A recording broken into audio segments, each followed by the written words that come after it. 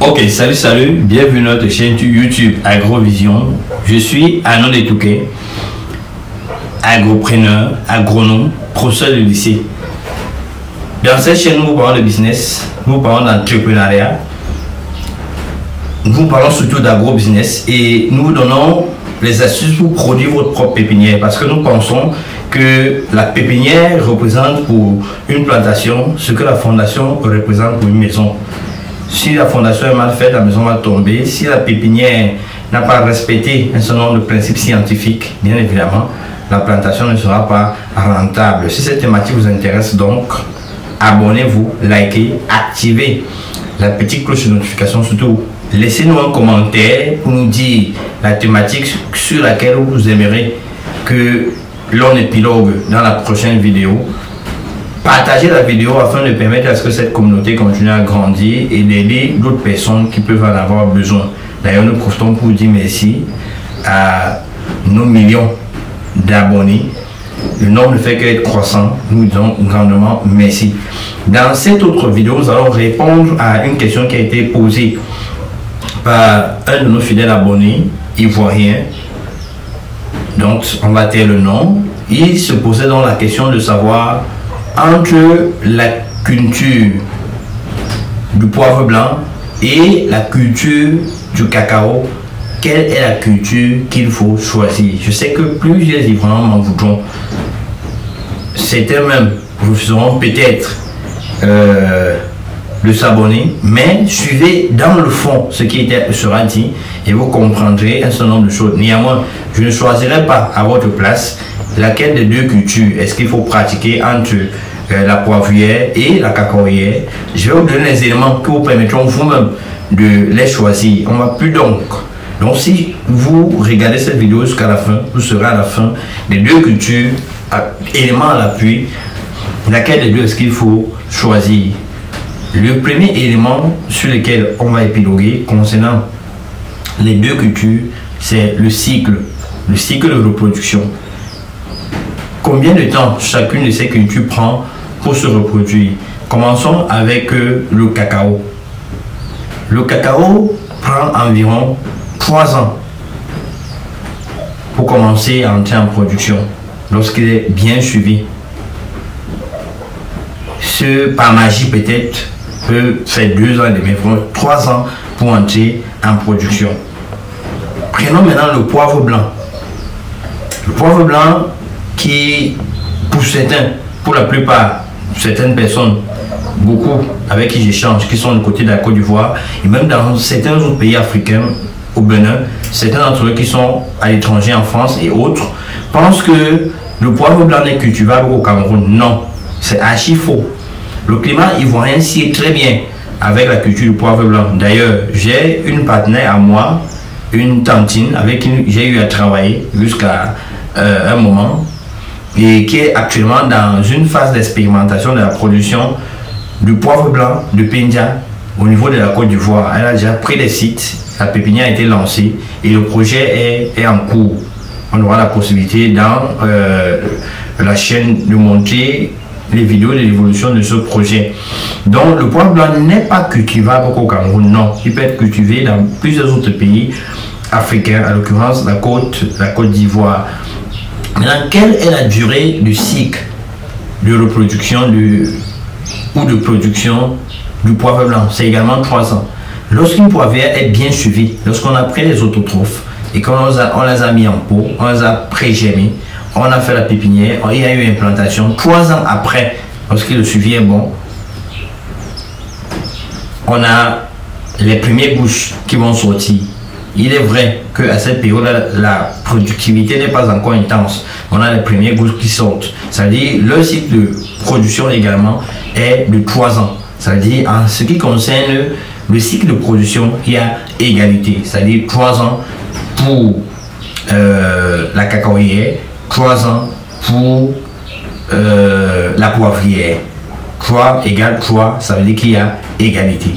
Prenons le deuxième point sur lequel on va épiloguer. Pour continuer à voir les deux cultures, laquelle est-ce qu'il faut choisir? Ce deuxième élément, c'est la demande, le coût, le suivi. est-ce que le suivi est le même? Les deux cultures, quelle est celle qui est la plus contraignante et qui en demande beaucoup trop ou beaucoup plus? Commençons par la cacaoyère. La cacaoyère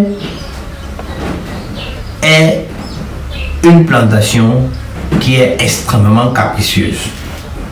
Parce que avant même, du moins si vous voulez avoir un certain rendement, avant que le pied de cacao n'entre en production, il y a un certain suivi phytosanitaire, un certain suivi sur l'enrichissement du sol, c'est-à-dire les engrais qu'il faut opérer pendant ces 3 années avant même la production. Une fois que la cacaoyère entre en production, pour éviter également que lorsque les cabosses de cacao sont en train de se développer, veulent mûrir, que ces derniers ne pourrissent, il faut également y apporter un traitement. Il faut même parfois apporter un traitement pour le mûrissement. Ça, c'est le cas du cacao. Prenons maintenant, c'est-à-dire, on voit déjà qu'il y a une forte demande sur le plan financier. Il faut chaque fois acheter ces produits phyto, il faut chaque fois acheter ces engrais pour les mettre dans votre plantation. Prenons maintenant le cas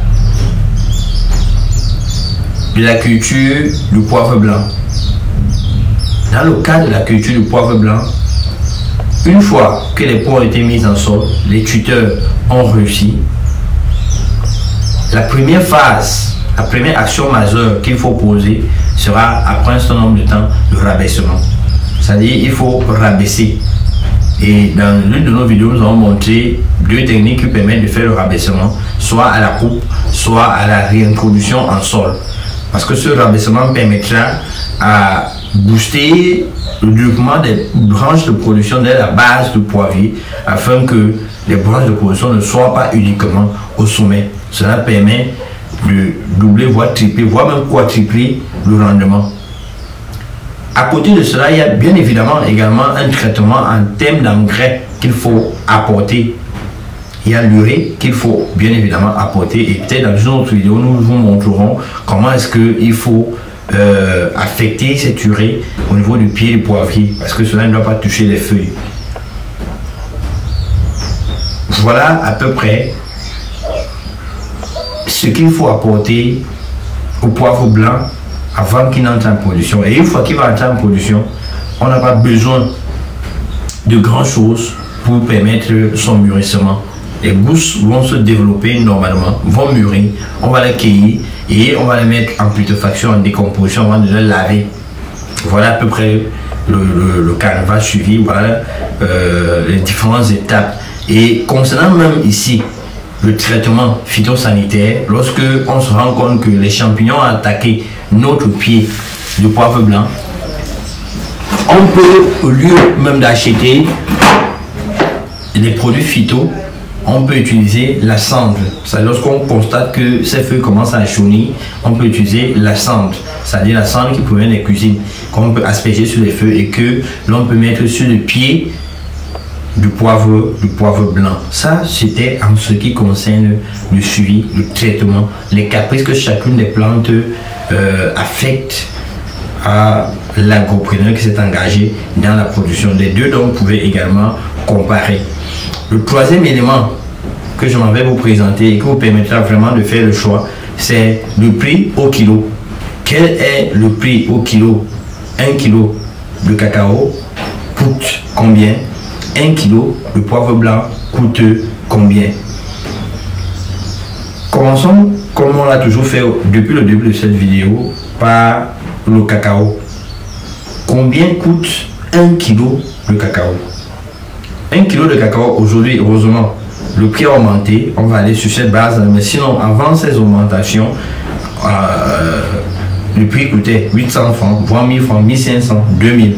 Mais aujourd'hui, on a un cacao qui s'achète 4000 francs, voire même 5000 francs.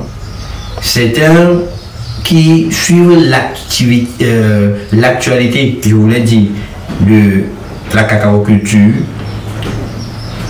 ont même les prévisions selon quoi, dans quelques temps, le prix va atteindre 7 voire 8 000 francs. Ça, c'est waouh. C'est nouveau pour le cacao. Mais alors, laissons le cacao et prenons maintenant le poivre blanc. Quel est le prix du poivre blanc au kilo? Le poivre blanc au minimum, lorsque le kilo est vraiment, le kilogramme est le plus moins cher possible, il a 4 000 francs. Ça, c'est même en zone rurale. Ça, c'est en zone rurale. En zone urbaine, lorsqu'il est le plus moins cher possible, il a 6 000. Ça, c'est vraiment, vous savez, toutes les cultures ont cette variabilité-là. C'est-à-dire, le prix augmente, il diminue, il augmente. Il n'y a aucune culture dont le prix est stable. Parce qu'il y a un certain nombre de paramètres dont dépendent ces augmentations diverses ou ces réductions du prix. Maintenant, quand le poivre blanc est à son summum, est au max, il peut atteindre environ 12 000 francs, voire 14, 15, 16 000 francs le kilogramme. Comparons un peu 16, 17 000 francs et 7, 8 000 francs, qui n'est même qu'une prévision, en espérant qu'on puisse y arriver. Laquelle des deux cultures est-ce que vous devez donc choisir? Je veux prendre ma retraite, je veux me lancer grandement dans la culture. Je ne sais laquelle choisir. Je suis embarrassé entre le poivre blanc et le cacao, entre une poivrière et une cacaoyère. Vous avez eu dans cette vidéo les éléments qui vous permettent de faire le choix et de vous orienter vers l'une de ces cultures. Les deux sont de bonnes cultures. Les deux peuvent permettre, si on se lance de façon véritable, à chaque agropreneur d'atteindre une certaine autosuffisance financière. Nous vous conseillons de pratiquer l'agriculture car c'est de là que ira le décollage de l'Afrique. Merci.